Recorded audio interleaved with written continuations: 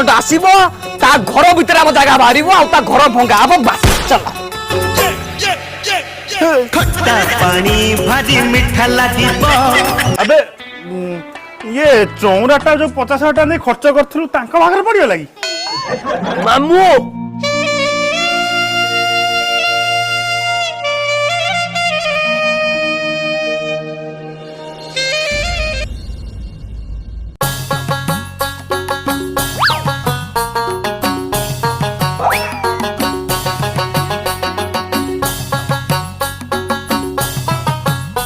Sir ନମସ୍କାର।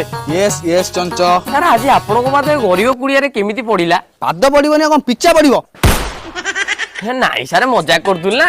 କଣ ନେବେ ଥଣ୍ଡା ନା ଗରମ? से सब किसी दरकार नहीं पार जदि मो जंत्र तुम घरे रख